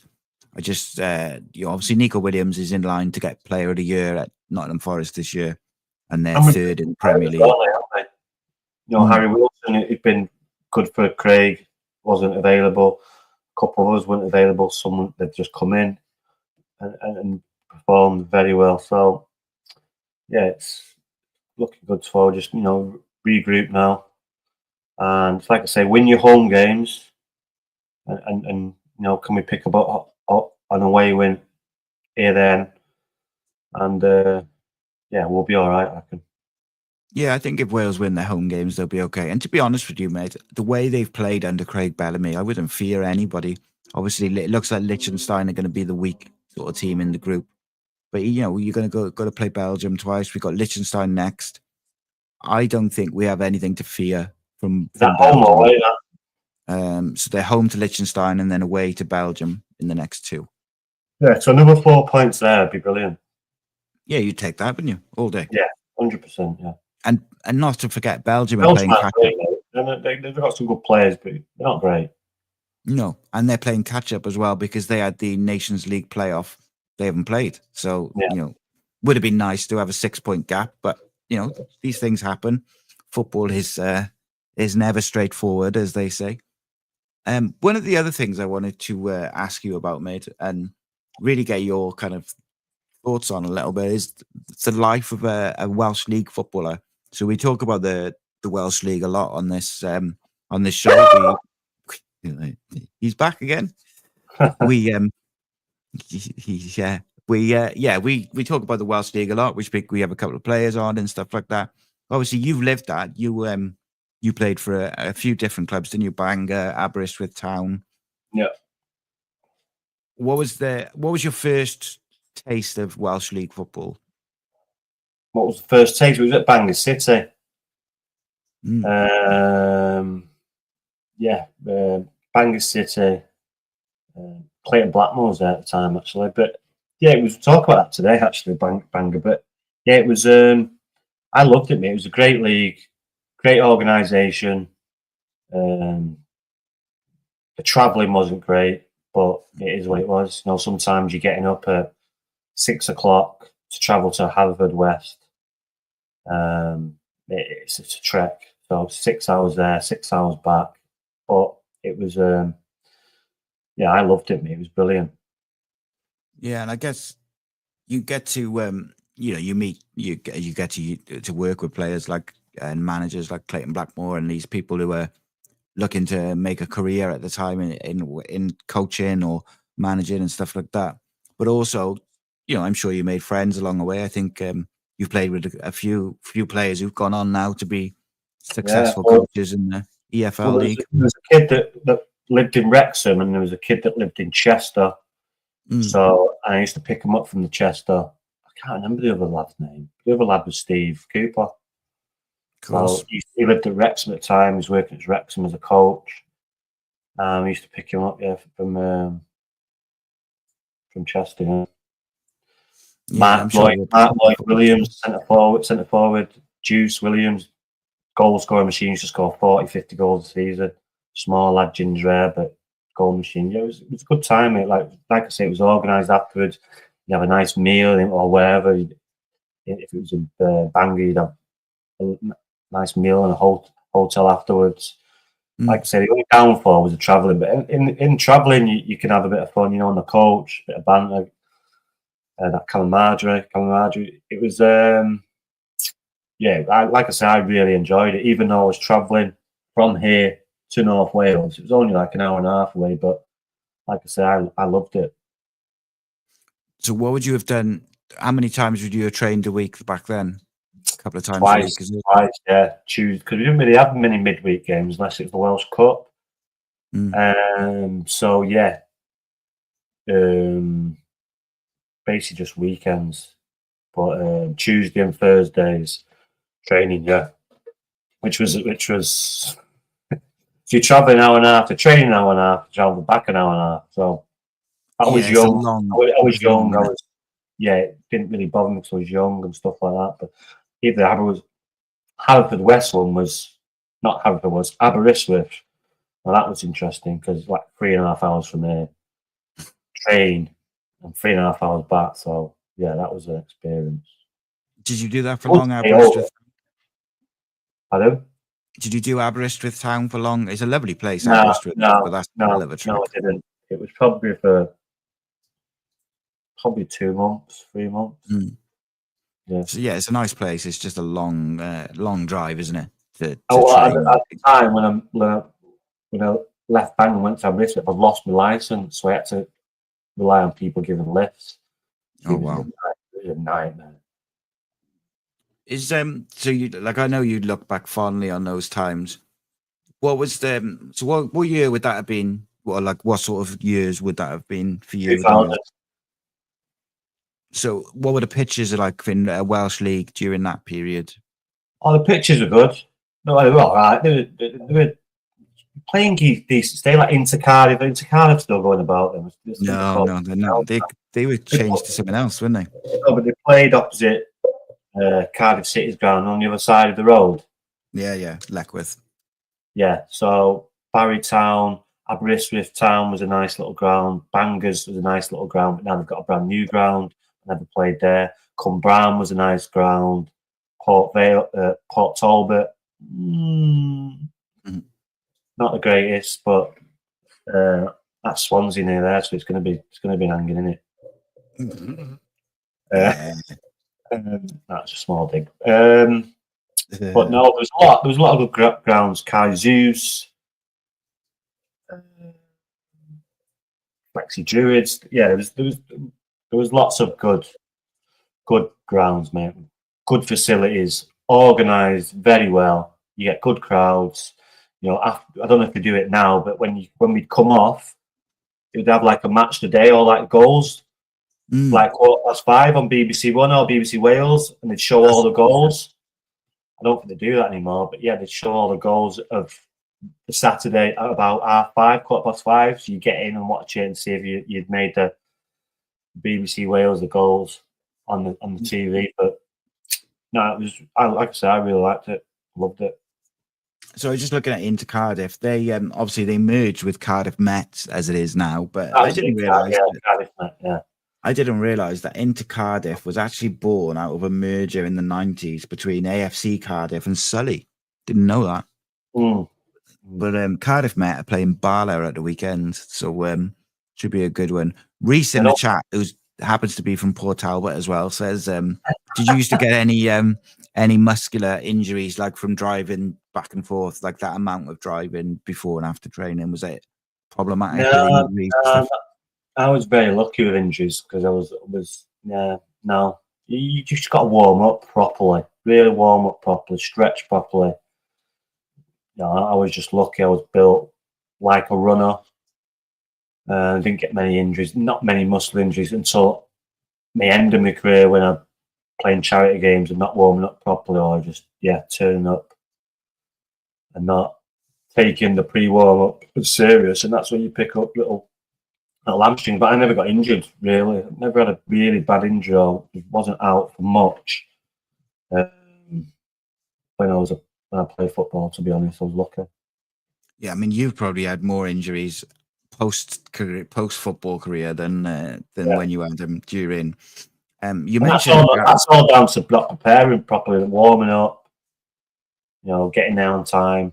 That's all that is. Yeah, 100%, mate. It's one of them, isn't it? On the subject of charity games, on the Sunday, the 4th of May, 2025, 12 till 6, Trade Legends will be playing Celebrity All-Stars at Penydarren Park in Merthyr, which will be for a great cause, with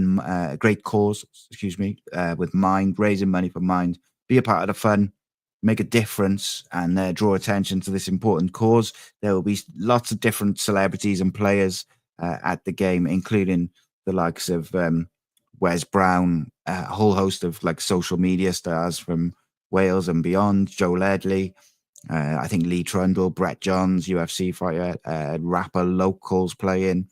Yeah, there's all sorts of guys. Liam Williams, the boxer, Ernie's playing. There's all sorts of guys playing on the football side of things, and of course they'll be lining up against the Trade Legends, which I'm really looking forward to go in. And you never know, you might see me there as well. So there we go. Never know what I might be up to. Maybe I'll be one of the managers. Get these people playing. No, yeah, I'll be there. I'll be there in some form. It's going to be fun. But charity games, mate, you enjoy them, don't you? Good crack. Yeah, I do. We've been lucky because we've got to play for a good charity team, and we get to go away to Ibiza, to Villamora, to Portugal, to different parts of Europe and play games over there. And it's a really good setup and good lads. Most of us have been playing together for about 25, 30 years, believe it or not. So we're all from the same area, even though it's some of the Cowie lot, some of the Emmerdale lot, some of the Hollyoaks. We've played together for a long time, so we've known each other. So it's a good crack when we all come together. Yeah, you're very experienced, aren't you? So it's it's one of them. But you've enjoyed that. When we go to Ibiza, though, we play teams like players like Ivan Campo and some decent players. So yeah. I mean, how much of a privilege is that, mate? At the end of the day, you're raising money for good causes, but you're playing against Ivan Campo, one of the true greats. Right in San Antonio, it's right next to the strip. As you come into San Antonio and you come round to the left, the pitch is right there. So you play the game, and then obviously some geezers who are big guys in Ibiza set us up with a restaurant. We have food and afterwards and presentation. It's really good, brilliant, and obviously we're sponsored by Jet too, so that helps. No, I'm really looking forward to that one in Merthyr actually, because it's something which I've seen it. Never done before. So just looking forward to if I can help raise it, just let people know about it, sell a couple of tickets. I'm good enough for me. It's good charity. Got one coming up for FC United legends playing Manchester United legends. So, when's that one too? Sometime in May. Do you know where that is? It's at FC United's ground. Oh, okay, cool. That'd be a good one. Yeah, it'd be good. Yeah. Good one, yeah. Yeah, it's going to be very, very interesting. Just sort of circling back, mate, to Wales. One of the things that I think you made a really good point was that at no point, even though it was quite an open game, it was end to end and it was a bit basketball-y at times. I don't think Wales ever looked out of control of the game. It felt like they were in control, and I think a big part of that is Ben Davies at the back.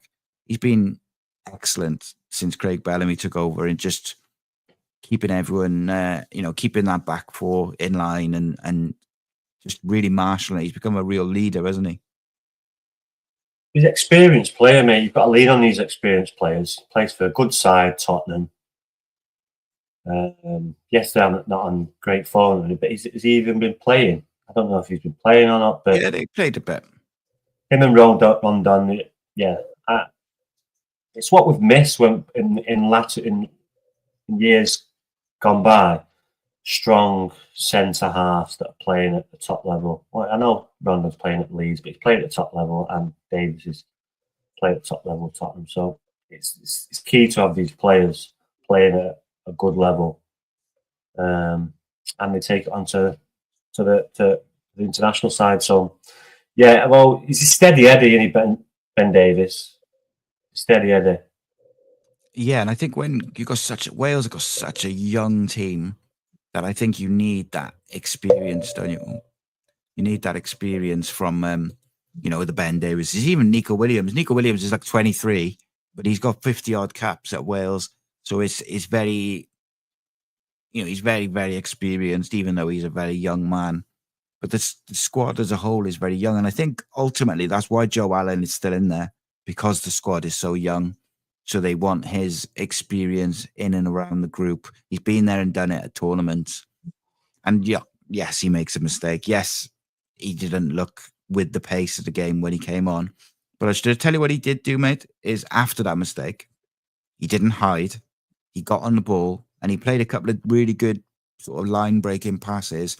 Didn't hide from it, didn't let his head drop. And I think that in itself is a really good example to those young players, because it was so late in the game. You make a mistake. It must have felt like, he's just cost Wales 3 points. And he made, it was only a minute or two, but he got on the ball and he was brave. And I like that. I like that attitude of, yes, I made a mistake, but I'm going to do something about it. Well, you're reaping the rewards now as well as previous managers blooding young players. And now these young players have played 30, 40, 50 games. So even though they're young, they're experienced. So. Yeah, and I think that's something that Wales should definitely carry on doing. I saw that Gabriel Biancheri, ex-Cardiff City, now at Manchester United in the 18s and the 21s. He scored again for Wales. He scored 2, actually, for the under-19s who beat Turkey. Very good result. That's a really interesting one, because he's got to choose at some point between Italy and Wales.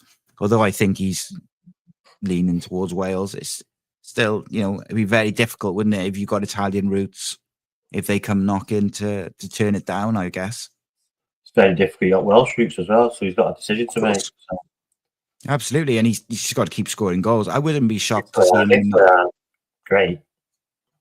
I wouldn't be shocked to see him in the United squad by the end of the season on the bench or something, just if he keeps scoring goals, because they're going to be very focused on the Europa League. Just brought a young kid who's a goal machine, so I don't think they're going to bring someone else to just obviously they made it, but I think he'll be one for next year.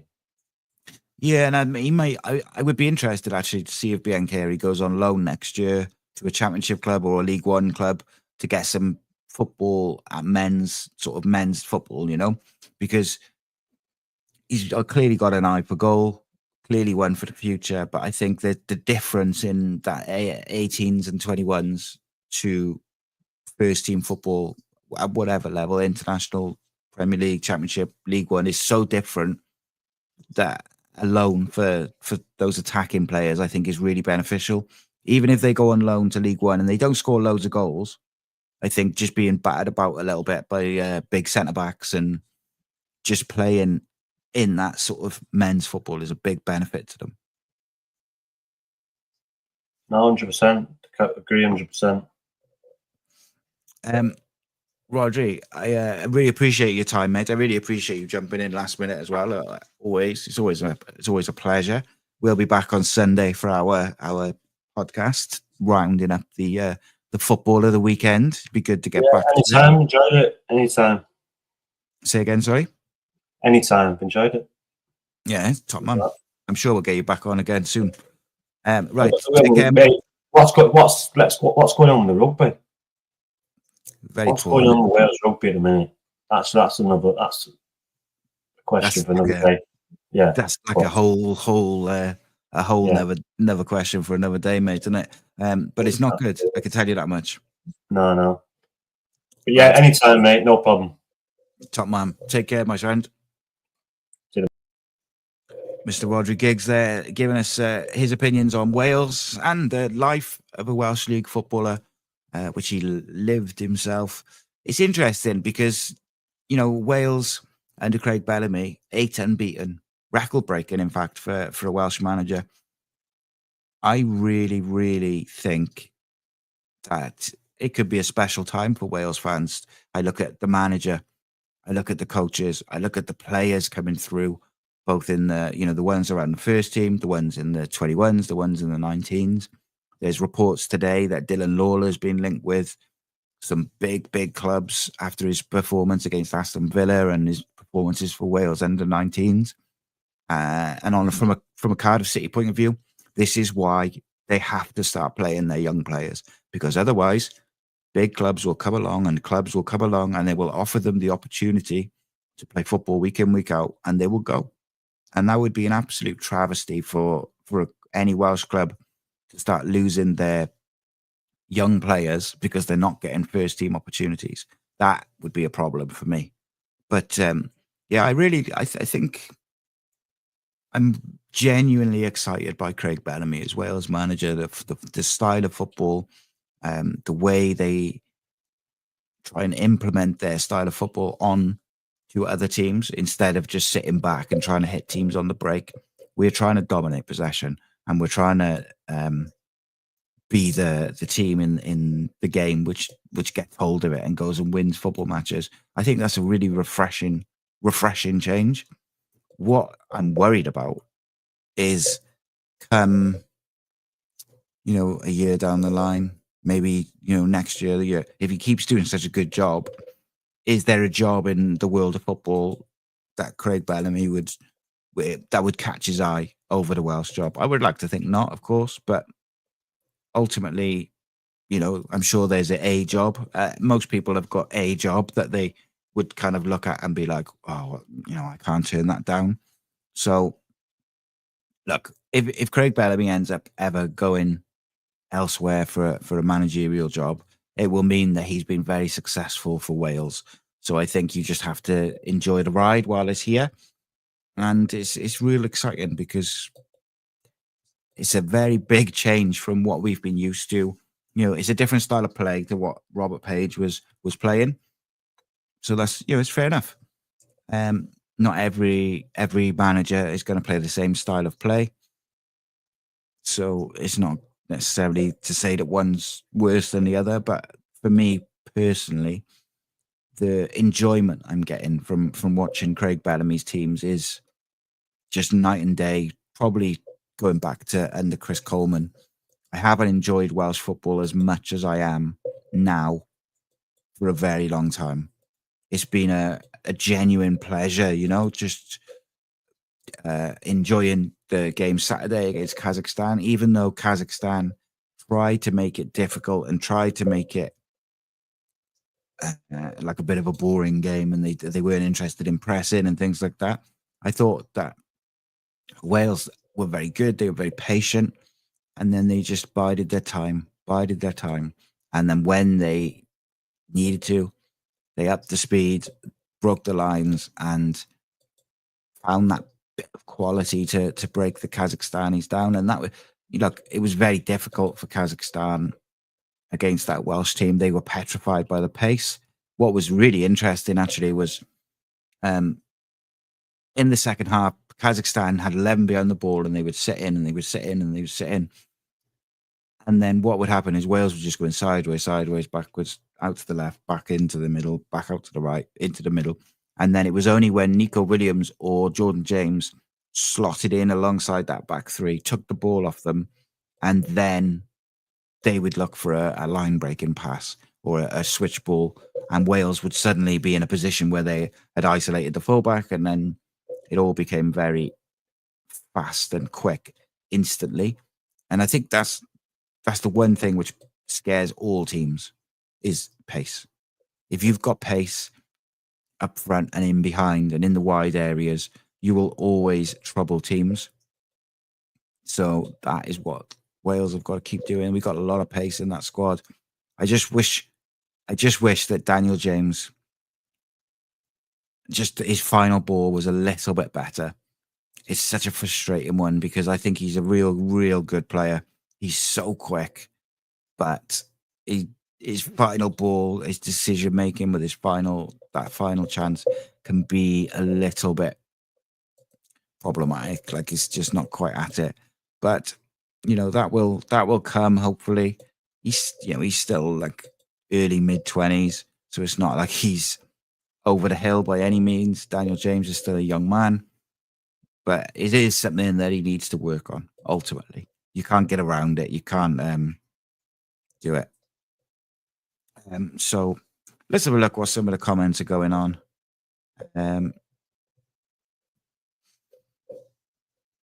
Let's have a look.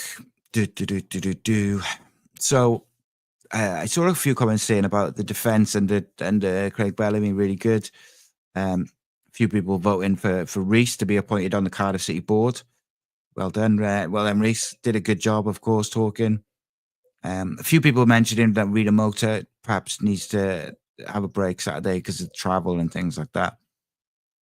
But I'm really interested in what people think. Do people think Wales will, under Craig Bellamy, can go and win the group?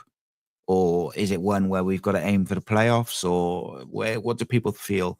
Because to me, I do feel like they missed out a little bit last night. Because I think they created enough clear chances that they should have put the game to bed. Then the mistake doesn't matter. And if they could have topped the group with 6 points after 2 games, Belgium have to chase. And I think that was big. And, they still got to chase a little bit. But it is what it is, isn't it? This 4 points is a little bit easier to...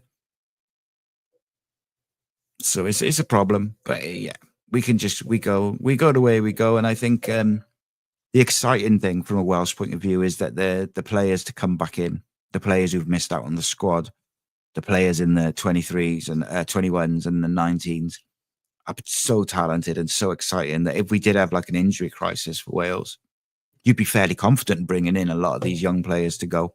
Owen Beck could be back from injury soon. I think that allows you to move Nico out to the right, but keep Ben Davies in the middle. I do think Ben Davies is much better in that central defence. Not that he did a bad job at left back by any means. I thought he did actually quite very well. But I just think the defensive shape and the calmness and everything which kind of goes along with that defensive unit looks a lot more comfortable and a lot better with Ben Davies in centre back. That's just for me. Rhys Lasky just saying there, Armstrong looked great in goals for the under 19s. Yeah, he looked really good. I tell you who else was excellent for the 19s was Mafiko. Had a great game. But the under 19s result 3-1 away at Turkey is a sensational result. Absolutely sensational. 2 goals for Biancheri. They got such a strong side with, you've got Zach Giggs in there, you've got Cruz Allen, Joel Colwell and Joel Cottrell in the 21s as well. There's an abundance of talent in the Welsh young system. And I think that if Wales can keep building around that, some of it will be about keeping people fit. But if we get an injury crisis, that's when those young players will step up. And for me, Craig Bellamy, I don't think I wouldn't go as far to say he's revolutionised Welsh football on the pitch. But I certainly think he's had a massive impact in a really short space of time. And that has been particularly refreshing, exciting. And I'm genuine. Like I said, I haven't been this excited about Welsh football for a while. I'm really, really looking forward to it. Go back to the comments. Rhys, who was just on the Cardiff City Hour with me, just says, I think Craig Bellamy's been a breath of fresh air compared to Robert Page. I think the mentality was a big difference. Under Page, we lose that. Yeah, I think, look, and managers can't control things like missed chances and mistakes. But I said to Harry yesterday, under Robert Page, I think that game's nowhere near as open. And I think under Robert Page, it's not as an enjoyable a game to watch. That's not necessarily a dig at Robert Page in any way. It's just a fact, I suppose. They set up very differently. Craig Bellamy is very expansive, and he wants to go and he almost wants his teams to play like he played, and I think that's exciting. Paul says, to be honest, Si, with Wales, we look so much better under Bellamy than we did under Page. I just feel that we are 3 or 4 good players short from being a really good side, but we're also a really hard-working team. I think, it's a weird one, isn't it? Because I think at the moment, we almost just need to go back to basics in one hand and do round pegs in round holes. I'd like to see Brennan Johnson wide. I'd like to see maybe Kiefer Moore or Mark Harris be the central striker. Maybe that means Daniel James drops to the bench with Brennan going to the wing. But then I know a lot of people would say performances over the 2 games, it's Brennan Johnson that perhaps should drop to the bench, not Daniel James. So I understand that point of view, and I think it's a pretty fair assessment. But I think, generally speaking, Brennan Johnson is probably better. Generally, he hasn't been able to replicate that form for Wales, but I think and I hope long term he will. So I just saw that someone mentioned about councils are now charging 75% increase on grassroots pitches being hired. We have the head of domestic football for the FAW, Jack Sharp, joining us not tonight. Just going to confirm the date. We put it in the diary yesterday. I think it's April the 16th off the top of my head, but I'll just double check. Yeah, April the 16th, Jack Sharp, who is the FAW's head of domestic football. So that is one of the subjects that we'll be discussing with Jack in a couple of weeks. So it's 2 weeks' time.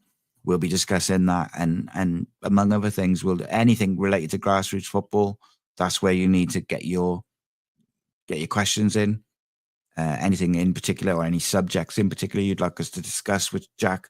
Obviously, we're very lucky and privileged that I get to speak to these people from the FAW, and it's going to be really interesting. You know, I was lucky enough to speak to Ian Gwyn Hughes a couple of weeks ago.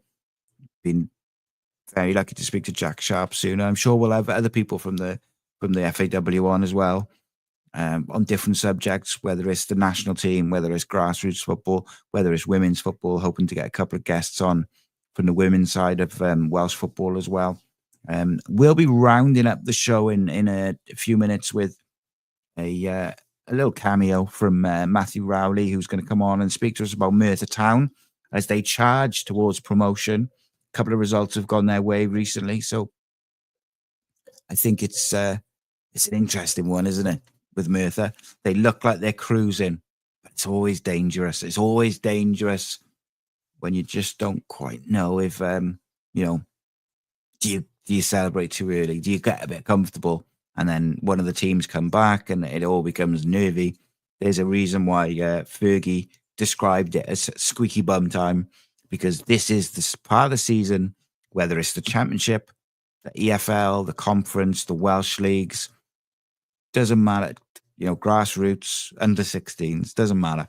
Whatever level of football you play or you watch, this time of the season now, coming out of this international break, it is squeaky bum time. It is high pressure, hostile environments, all about results. Performances go out the window. Just get your wins, get your 3 points, get over the line. Whether you've got a cup game on the weekend or a league game, you just want to get over the line and get those results. Cardiff City got 8 cup finals. Swansea don't want to get dragged into the Championship relegation zone, which is a possibility. If results go against Swansea tomorrow and Swansea lose, they will get dragged back in. QPR are just above them as well, could get dragged back in. It is so tight in the Championship that they need to be making sure that they don't make any mistakes. Wrexham seem to be going towards promotion to the Championship. Can they get the automatics? Will they be in the playoffs? I think they're a tremendously run club. Obviously very fortunate to have the owners they have, but they've made intelligent appointments on the football side of things off the pitch. They've brought in some clever players, experienced footballers who have been there, have done it, but also still young enough that they've got the quality. I fully expect Wrexham to get promoted. I fully expect Merthyr to get promoted. I think Cardiff will not get relegated. Hope so. I don't think Swansea will get dragged into it. Newport County also, need to do their bit. So there's a lot of pressure coming into the end of the season. So we'll be talking to Matt in just a second to discuss it all. But if you have any questions this evening or anything that you'd like to discuss before we wrap up in the next 15 minutes, please do get in contact on social media, or you can get in contact in the comments on YouTube, Cardiff City World. Thank you again to Don Cowie for joining us earlier. But we go into the final segment of the show as we look to wrap up this evening's Welsh Football Hour. Thank you for listening. You're listening to Cymru Sport. Yes, so as we're discussing, Matt Rowley will be joining us in just a second to discuss Merthyr Town's impending march to promotion with a touch a bit of wood if you can, because we do not want to tempt fate with it. Just the same, Wrexham are marching towards promotion. Ryan Reynolds and Rob McElhenney's club look set for, at the very least, a playoff place. Cardiff City must fight for a relegation battle. And then, of course, you have the big Welsh League games this season, this weekend, I apologise, including Cardiff Met, play Bala. In regards to Wrexham, just looking at the table, Wrexham is second at the moment behind big spending Birmingham City. They are 7 points behind. And that's interesting. You know, top of the league is Birmingham and Wrexham. I think it's fair to say both have spent a bit of cash, but they both brought in some real quality players for that level. You know, Wycombe Wanderers are 3 points behind Wrexham with a game in hand. Well, Birmingham City also have the gap of 2 games in hand, whilst also being several points upstairs. So it's going to be real interesting. Paul says the under-19s have some real quality. The under-21s, exceptional talent. When they hit that senior level, we'll bed them into the squad we've struggled with in the past. Toshak changed it, had to bed youth early. Yeah, and I think sometimes Toshak doesn't get the credit for playing some of those youngsters. And look, we're reaping the benefits of it now by having Nico Williams on 50-odd caps at the age of 23. And that's what we need to continue to do is these young players. You know, Harry Wilson's the same. He started so young for Wales that he is right up there with the group, and he's up there looking. You know, he's a leader in that group, really. Harry Wilson, Ben Davis. So it's an interesting situation for Wales because it's very difficult not to be excited. And like I said, Swansea, I think they'll be okay. But they could get dragged into it tomorrow if they're not careful. We shall see, is what they say. So just waiting for Matt Rowley to join us. But let's have a little look at the EFL Championship and see where the Welsh clubs stand going into the weekend. It's a big, big period, as we say. Squeaky bum time, as they say. So right down there, Swansea in 16th on 44 points. Cardiff in 21st on 39 points. So just the 5 points separate the two clubs, with Swansea having lost the last 2. Stoke in free fall, having lost 4 of the last 6. Cardiff having lost 3 of the last 6 also. But Derby County, having won 3 in a row, have suddenly come from the dead, and they look like they might be in with a chance of staying up. They looked dead and buried not long ago. So it'll be really, really interesting to see who gets dragged in and out. Oxford are in a bit of a bad run. Portsmouth got a couple of results. So Swansea tomorrow travel to Leeds United on the back of a 2-0 loss to Burnley. Swansea travel to Leeds. That is a tough game. Can you catch Leeds cold after the international break? Possibly. There's a reason why Leeds are top of the league. They've been very, very good this year. So if Swansea were to lose and results go against them, you know, that gap, if Cardiff were in to get a win, to be honest, and Swansea were to lose, that gap is all of a sudden down to just a couple of points. And then there's an issue. I think the same, you know, with the teams around them. Let's have a quick look at Newport County and how they're looking going into the end of the season. Got a couple of players from Welsh clubs on loan. Been a bit of an up and down season. They're 18th in League Two. Not ideal, not where they'd want to be. they need to make sure that they don't go down. They look pretty safe from the relegation side of things. They got a big 16-point gap over that 24-team league. But Newport will be a little bit disappointed, I'd imagine. I think they would have been looking to maybe do a little bit better this year. But look, the main thing is that they're not dragged in, or they weren't dragged in, shall I say, to anything with that. And it's been, I will say what we can do to finish off. It seems like Matt's been delayed for whatever reason. So one thing I wanted to kind of touch on a little bit is a couple of things which kind of coincide with each other. So on one side, the atmosphere at the Cardiff City Stadium for the Wales games was a little bit disappointing on Saturday. I think it is difficult when teams come and put 11 men behind the ball, because it becomes a case of the team. Wales have got to be very patient and they've got to look after it.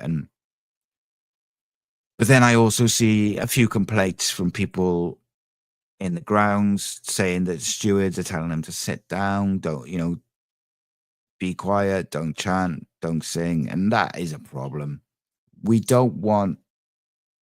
need the atmosphere. The Red Wall became a thing because of the atmosphere that it created for the Welsh football team. It was Together Stronger was not just a catchy slogan for social media. The years of Cardiff and Swansea fans taking their rivalries into international stage seem to have moved on and gone. And it's not just a South Wales thing, that there's rivalries throughout. But Together Stronger, the slogan, meant that people were leaving that football rivalry at home and they were getting behind the Welsh team, because ultimately we're all Welsh and we want Wales to do well. So it's disappointing on one hand to see a few little comments on social media and things like that where people are kind of bringing that stuff back in. But more worrying to me is the stories of stewards within the stadium telling fans to sit down and not chant and threaten to being kicked out because they're being too loud. Being too loud at a football match, absolutely. If if these stories turn out to be true, that needs to be addressed immediately, because one of the things that was very noticeable on Saturday was that the atmosphere was not as good as it has been previously. Even in the Poland playoff game, didn't really get going until towards the end of that game. And the Welsh fans are so amazing away from home. I've got friends and people sending me videos, and it's incredible. I love to see it, and to hear these stories of stewards telling people to sit down and don't sing and don't be noisy. And then you're watching it, and when you watch it back on TV, you can almost literally hear people having conversations as the game's going on, and there's a bit of a lull. That's problematic for me, and that's something I think the Welsh FA need to get behind and get sorted immediately. Like, that is something that they must not let fester. The atmosphere in the ground, but also the kind of club thing. They need to do that, and they need to deal with it. Don't put it off. Don't leave it. Don't leave it to the next international break. Get on top of it now, because one of the massive assets of the Together Stronger era has been the unity behind the Welsh side. And I think the majority of people are absolutely behind Craig Bellamy and the way he wants to do things, the way he's playing football.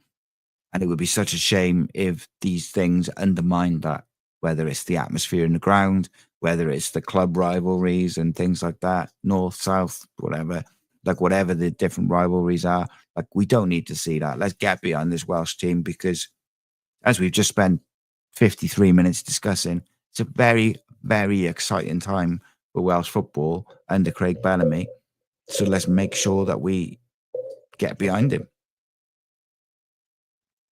So it is interesting. A few people sort of giving stories about the stewards and stuff like that being threatened to be kicked out and things like this. It's kind of is what it is. I understand that, but this is something that the FAW and Cardiff City Stadium need to get hold of. They need to make sure it's not happening. Is a problem. It is a problem. But how big a problem it becomes, it all ultimately will come down to how it's dealt with and who it's dealt with by. How quickly they deal with it. I believe is something that there should be quite high up on the list, because I think it would be a real shame if that becomes like an ongoing thing. And I tell you something, what Wales don't want on and off the pitch is they don't want atmospheres like Saturday long term. You need to get the fans involved. You need to get the atmosphere up. Whether that's having someone singing Amar Ahid before the game, whether that's someone singing the national anthem, whether that's giving the fans scarves, whatever, I don't know, flags. Like, make sure that the fans are involved. Do some deals on beers. I don't know, whatever. Maybe different things to create that atmosphere. Make sure that the music played gets the fans in the mood before the game. Make sure fans are encouraged to make some noise. Years ago, you were encouraged to make noise at a football match. You were encouraged to chant, to shout. I understand that there's certain parts of the ground where they don't want you standing up, but maybe that's where we need to look at safe standing again these days. People want to. One of the reasons why the Welsh League is thriving, and one of the reasons why Merthyr Town is thriving, is because of the difference in the experience of going to the football. In the Welsh League, you can go down with your mates. You can watch a good game of football where they play nice stuff. You can have a beer. You can have a chat. You can chant. You can sing. I've seen flares and smoke bombs and all the stuff that youngsters like. But it's an issue.